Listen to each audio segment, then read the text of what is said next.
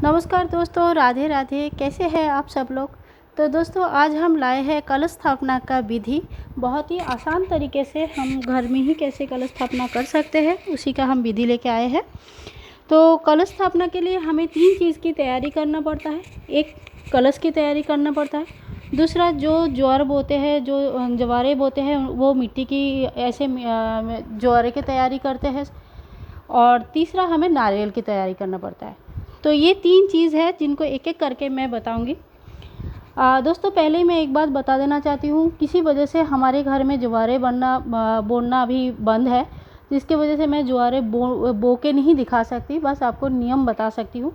तो इसके लिए आप इस तरह का जो है चौड़ा कोई मिट्टी की पात्र ले लें, ऐसा जैसे मेरे पास एक मिट्टी के चौड़े पात्र है। तो इस तरह से एक चौड़ा पात्र ले लें। इसके ऊपर आप जो साफ मिट्टी, कुछ ऐसे इस तरह का जो मैंने लिया है, ऐसे साफ मिट्टी ले लें। थोड़ा सा मिट्टी ऐसा लेने के बाद जो ज्वारे है आपके पास, वो ज्वारे या सप्तधान जो भी आप बोना चाहते हो नवरात्रि के टाइम पे, उसको एक दिन पहले से भिगो के रखें। क्योंकि नॉर्मली आप देख रहे होंगे जो घर में भी हम लोग अंकुरित निकालते हैं, चना या मूंग की दाल या कोई भी चीज़ का जो अंकुरित निकालते हैं, तो हम उसको भिगो के रखते हैं, तो उसमें ज़्यादा अच्छा अंकुर आता है। कंपेयर टू ऐसे सूखा ही हम माटी में डालते हैं तो उसमें उतना अच्छा अंकुर नहीं आ पाता है। तो भिगो के रखने का रीज़न यही है कि उसमें अंकुर बहुत जल्दी आ जाता है। ज्वारे का जो जयंती है वो बहुत अच्छे से आता है। अब एक लेयर आप मिट्टी के डालो। एक लेयर मिट्टी के डालने के बाद इसमें ज्वारे डालना है आपको। बहुत अच्छे से डालने के बाद एक लेयर फिर मिट्टी की डालनी है और फिर एक लेयर ज्वारे के डालने हैं। और इस तरह से आपको 3 लेयर बनाना है। एक पहले मिट्टी, फिर ज्वारे रखना है, फिर मिट्टी रखना है, फिर ज्वारे रखना है, फिर मिट्टी रखना है, फिर उसके ऊपर ज्वारे बुनना है। इस तरह से आपको 3 लेयर ज्वारे का बुनना है। ये जो है ये प्रोसीजर हमारे यहाँ बंद है अभी के लिए, थोड़े मतलब अभी कुछ प्रॉब्लम है जिसकी वजह से यहाँ पे अभी बंद है, इसीलिए जो है हम ये बो के नहीं दिखा पा रहे। बट यही नियम है ज्वारे बोने का। तो इस तरह से आप ज्वारे बुन सकते हो। तो ये हमारा पात्र तैयार हो जाएगा एक बार। तो इसके बाद हमें जो तैयारी करनी है वो है कलश का। तो दोस्तों, कलश को जो है समस्त देवियों का जो है वास माना जाता है। और यहाँ पे जो है समस्त जितने हमारे 33 कोटि देव देवियाँ हैं, वो सभी कलश के अंदर ही आए हैं, उनको आगमन यहीं पे होता है, ऐसे ही मान के हम पूजा करते हैं। तो कलश के लिए इस तरह का आप कलश ले सकते हैं। मेरे पास तांबे का कलश है, मैं तांबे का कलश यूज़ करती हूँ। आप पीतल का कलश यूज़ कर सकते हैं, सोने चांदी या पीतल। सबसे जो बेस्ट होता है वो हो मिट्टी का कलश। मिट्टी का कलश हर बार नया लेना रहता है, लेकिन अगर आप इस तरह का कलश यूज़ कर रहे हो जो कि पीतल का है या तांबे का है या सोने चांदी का है, तो वो आप हर साल उसी को यूज़ कर सकते हैं। तो सबसे पहले जो है एक ऐसा हम पीढ़ा ले लेंगे या तो पटला ले लेंगे। माता रानी का पटला, अगर आप जहाँ पे माता रानी बैठाओगे वो अगर बड़ा है तो उसी में हम कलश स्थापना कर सकते हैं। छोटे हैं तो माता रानी के राइट साइड में हम कलश स्थापना करेंगे। ईशान कोण में कलश स्थापना होती है। तो सबसे पहले जो है एक लाल कपड़ा बिछाएंगे, उसके ऊपर थोड़ा सा हम ऐसे चावल बिछा देंगे। डायरेक्ट नीचे नहीं लगाते हैं, तो थोड़ा सा चावल हम इस तरह से बिछा देंगे। इसके बाद हमारा जो ये ज्वारे के लिए तैयार किया है हमने, ये हमको बिछाना है, ये हमें रखना है। अब हमें तैयार करना है कलश। कलश के ऊपर इस तरह से मैंने स्वस्तिक अगर आ रहा है तो मैंने इस तरह से बना के रखा है। 3 स्वस्तिक, या कोई इसमें स्वस्तिक बनाता है, कोई इसमें त्रिशूल बनाते हैं, कोई इसमें ओम बनाते हैं। तो मैंने एक स्वस्तिक ऑलरेडी बना लिया है। मैंने एक स्वस्तिक बना के आपको फिर से एक बार दिखाती हूँ। स्वस्तिक आराम से बन जाती है दोस्तों। स्वस्तिक बनाने में आप गड़बड़ बिल्कुल ना करें, क्योंकि स्वस्तिक सीधी होनी चाहिए हमेशा। कैमरा में अगर सीधा नहीं भी दिख रहा है तभी भी ये मैं आपको बता दूं कि उल्टा नहीं है। आप ये नहीं समझा कि ये उल्टा है, आई होप ये सीधा ही आ रहा है। थोड़ा सा मैं इसमें ये और डाल देती हूँ। तो इस तरह से दोस्तों, अगर मिट्टी की हंडी है तो मिट्टी की हंडी अगर आप यूज़ कर रहे हो तो मिट्टी की हंडी को जो आप एक दिन पहले ही पानी में भिगा के रख दो। मिट्टी की हंडी बहुत ज़्यादा पानी पीती है और ज़्यादा देर तक आपका पानी फिर हंडी खींच लेता है, तो वो एक प्रॉब्लम हो सकता है। तो इसलिए कोई भी कभी भी आप मिट्टी की दिया, मिट्टी की हंडी, कुछ भी इस तरह का यूज़ कर रहे हो। ये देखिए दोस्तों, स्वस्तिक हमारा बन गया है। एक स्वस्तिक मैंने चंदन से बना के रखा है, एक और स्वस्तिक मैं यहाँ पे हल्दी से बनाऊँगी। तो हमारा तीनों हल्दी, चंदन और इसका स्वस्तिक 3 बन जाएगा। आप चाहे तो इसके ऊपर भी लगा सकते हो स्वस्तिक। मैं इसके ऊपर टीका लगाती हूँ। दोस्तों, इसको जितने अच्छे से सजाओगे, जितना अच्छे से सुंदर से सजाओगे, उतना ही सुंदर दिखता है ये, और अच्छे से सजाने से अच्छा लगता है और कुछ नहीं। देवी माँ का आराधना है, देवी माँ पधार रही है और सुंदर से इनको सजाना हमारा फ़र्ज़ भी बनता है। तो ये हमने कुमकुम का टीका लगा दिया। अब जो है हमें ऐसे ही सेम इसका ऊपर हल्दी का बनाना है। तो दोस्तों, ऐसे एक छोटे पात्र में मैंने जो है हल्दी घोल के रख लिया है। ऐसे ही छोटे पात्र में मैंने कुमकुम भी घोल के रखा था। और अभी जो है हल्दी से भी हम एक स्वस्तिक बना देते हैं। हल्दी का जो ये इस तरह का बर्तन होता है, इसमें हल्दी बहुत अच्छे से दिखता नहीं है। कोई बात नहीं है, आप बनाओ इसके ऊपर फिर भी, क्योंकि हल्दी के भी बनाना ज़रूरी होता है, बहुत ही शुभ माना जाता है।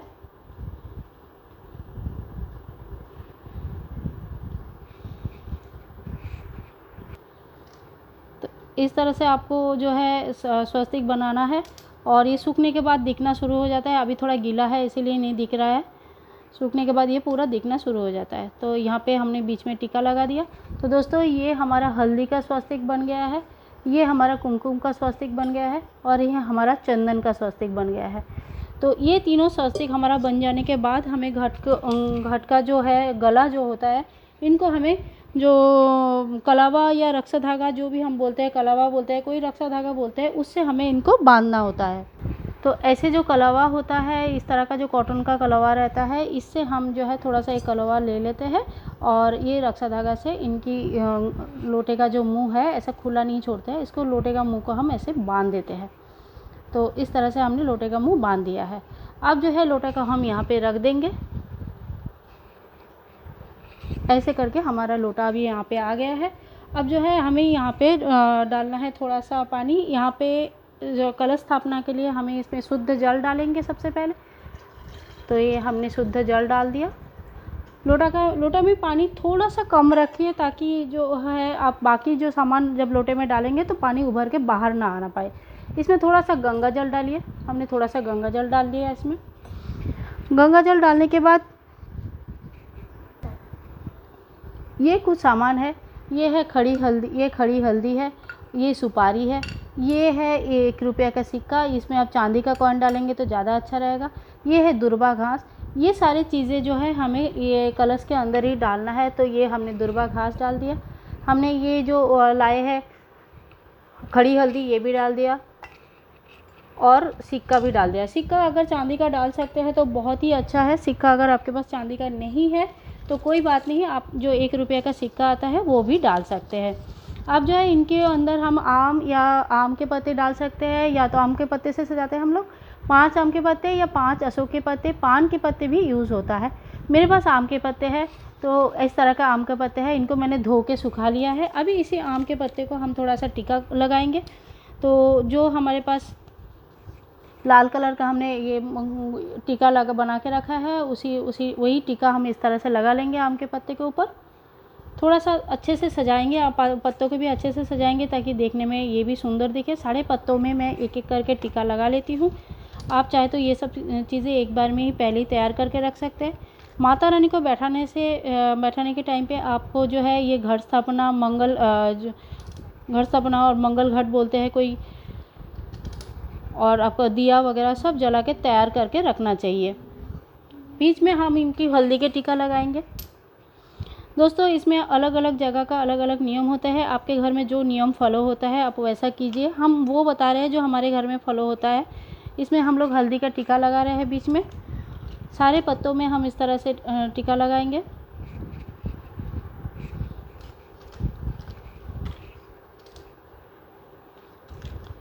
और अभी ये सारे पत्ते जो है 5 पत्तों को हम अच्छे से घट के अंदर सजा देंगे। माता रानी आने वाली है दोस्तों, हमें जो है माता को बहुत ही प्यार से अच्छे से बुलाना चाहिए कि माता आओ, माता हमारे घर में विराजो, हमें आशीर्वाद करो और हमारे सारे काम जो है मंगल करो, सारे काम को अच्छे से सजा कर दो, सारे काम को ठीक से कर दो। तो माता रानी जो है, माता रानी का आशीर्वाद हमारे ऊपर हमेशा रहे, इसी का सोचते हुए हमें ये काम करना है। इस तरह से हमने रख दिया है पत्ते। अब जो है थोड़ा सा हमें इनके ऊपर रखना है ढक्कन। तो अगर कोई ऐसे पत्तों को पकड़ के कोई आपका हेल्प करने वाला है तो सबसे अच्छा है, क्योंकि इस टाइम पे पत्ते और ये एक साथ पकड़ना थोड़ा मुश्किल हो जाता है। तो ये इस तरह से ढक्कन को एक बार रख दिया हमने। ये आप मिट्टी की ढक्कन यूज़ कर सकते हैं। मेरे पास जो तांबे का ढक्कन है मैं वही यूज़ करती हूँ। तो इस तरह से हमने ढक्कन को रख दिया है। इसके ऊपर हमें रखना है ये चावल। ढक्कन को हमने चावल से भर देना है पूरा। चावल को हमने हल्दी से थोड़ा रंग लिया है। तो ये हमने रख दिया है चावल। ये हमारा तैयार हो गया है कलश। कलश में भगवान जी के वास रहता है, तो सबसे पहले कलश के पूजन होती है। तो हमने इसके लिए कलश को बिल्कुल तैयार कर लिया है। अभी हमारा जो तैयार करना है वो है हमारा नारियल। तो नारियल लेना है आपको जटा वाली, इस तरह का नारियल आपको लेना है। ये देखिए, ये जो जटा रहता है, इस यहाँ पे नारियल का मुंह रहता है। ये देखिए मैंने स्वस्तिक बना के रखा है नारियल के ऊपर, क्योंकि सूखने में थोड़ा सा नारियल में टाइम लगता है, तो मैंने स्वस्तिक बना के रखा है। यहाँ पे इनकी 2 आँखें आपको दिख रही होगी जटा के अंदर। ये जटा के साइड में नारियल का मुंह रहता है। इसी को लक्ष्मी माँ का मुंह माना जाता है। और इनको सामने तरफ जिधर आप बैठेंगे, इनकी ये देखते हुए आप पूजा करेंगे। इस तरह से इनको रखिए। तो इस तरह से ये नारियल लीजिए। इनका जो ये मुंह है ये आपकी तरफ रहेगा। मुंह बहुत लोग नीचे की तरफ रखते हैं, बहुत लोग ऐसे ऊपर की तरफ रख देते हैं। दोनों ही गलत तरीका है, शत्रु बुद्धि होता है, या तो फिर आपका जो है रोग भोग बढ़ जाता है। तो इस तरह से ना रखा करें। घट के ऊपर नारियल का मुंह इस तरह से रहता है, जिससे हमारी लक्ष्मी माता का आगमन होता है। नारियल को हम खाली नहीं चढ़ाते हैं। नारियल को आप लाल कपड़े से मोड़ सकते हैं, या तो फिर आपके पास अगर लाल चुनरी है, जैसे मेरे पास लाल चुनरी है, तो मैंने पहले स्वस्तिक बना लिया था। आप जो है ये नारियल को हम लाल चुन्नी से ऐसे मोड़ देंगे। इस तरह से लाल चुन्नी से हम ये नारियल को मोड़ देंगे। इसके जो मुंह है अभी भी हमारे तरफ है। लाल चुन्नी से मोड़ने के बाद इसको ऐसे ही नहीं छोड़ना है, इसको कलावा से टाइट से अच्छे से बांध लेना है, ताकि जो भी हमारे मतलब हमारे साथ रहे, ये खुला ना रहना नहीं चाहिए। इनको कलावा से अच्छे से बांध देना चाहिए। कलावा अगर आपसे हाथ से टूट जाता है, मेरा कलावा थोड़ा टाइट है, हाथ से नहीं टूट पाता है दोस्तों, तो मैं जो है कैंची से काट लेती हूँ इसको। तो इस तरह से कलावा से हम लोगों ने नारियल को मोड़ लिया। नारियल के ऊपर हमने स्वस्तिक बना दिया। नारियल का मुंह इस तरफ है, अगर आप देख सकते हो तो ऐसे करके अभी हम अगर ऐसे पूजा करेंगे, सीधा बैठेंगे, तो इस तरह से हम नारियल को इनके ऊपर रखेंगे। इस तरह से हमें करनी है पूजा कलश की, और नारियल इस तरह से हमें बैठाना है। तो दोस्तों ऐसे बनाना है आपको, ऐसे करना है घट स्थापना प्रथम दिन का। प्रथम दिन एक बार घट स्थापना हो जाता है, तो मैं आपको अभी ये मेरे जो है आपको दिखाने के लिए कर रही हूँ, इसीलिए मैं जो है ऐसे ही नॉर्मल माला लगा रही हूँ। आप इसमें रियल फूल का माला लगाए। जब आपका पूजा सच्ची में आप पूजा करेंगे कल के दिन, कल जब पूजा होगी तो इनके सच्ची में रियल फूल का माला लगाइए, ऐसा फूल का माला चढ़ाए। सब इनकी पूरी स्थापना होने के बाद इनकी धूप दिया से पूजा कीजिए। सबसे पहले इनको धूप दिखाइए, दिया दिखाइए और फूल चढ़ाए। ये सबसे पहले इनकी पूजा होती है, क्योंकि सारे भगवान का वास जो है इसी को माना गया है। सभी भगवान जी इसी में रहते हैं। साक्षात नवरात्र दुर्गा का 9 रूप, लक्ष्मी, गणेश जी, शिव और विष्णु, ब्रह्मा, महेश्वर से लेके सारे जितने 33 कोटि देव देवी है हमारा इसी में बसवास करते हैं। तो इसीलिए सब बहुत ज़रूरी है कि आप घट को बहुत ही मंगलमय तरीके से बैठाए। जो लोग जवारे नहीं बोनते हैं, जैसे कि मैं भी नहीं बोनती हूँ, मेरे भी घर में कुछ नियम है, इसकी वजह से मैं नहीं बोती हूँ, तो वो लोग ये जवारे का पाठ नहीं कर सकते, बाकी कलश स्थापना इस तरह से कर सकते हैं। तो दोस्तों आई होप वीडियो आपके लिए इन्फॉर्मेटिव रहा होगा। कलश में आप चाहे तो सुगंधी, चंदन, इत्र वगैरह भी डाल सकते हैं। ये फूल डाल सकते हैं। कोई दूध डालते हैं, लेकिन वो 9 दिन की कलश में दूध नहीं डाला जाता है। दूध डालने के लिए जो 1 दिन की कलश होता है उसी में डाला जाता है। 9 दिन की कलश में दूध नहीं डाला जाता है। सुबह शाम जौरे को पानी का छींटा जरूर लगाएं, ताकि अच्छे से इसमें जयंती आ सके। और नारियल का और इनके ऊपर पानी का छींटा नहीं लगाना है, खाली जवारे में पानी का छींटा लगाना है, ताकि अच्छे से इनका जयंती निकल सके। तो दोस्तों आई होप वीडियो इन्फॉर्मेटिव हुई, आपको अच्छा लगा होगा। 9 दिन के जो ये पूजा होगी, ये कलश आपको बिल्कुल भी नहीं हिलाना है, क्योंकि ये कलश में सभी भगवान का आगमन हुआ है। सभी भगवान यहीं पे रह के आपका पूजा ग्रहण करेंगे, तो इस कलश को बिल्कुल नहीं हिलाना है दोस्तों। तो मिलते हैं नेक्स्ट वीडियो में, तब तक के लिए बाय बाय दोस्तों। जय श्री कृष्णा, राधे राधे, जय माता दी।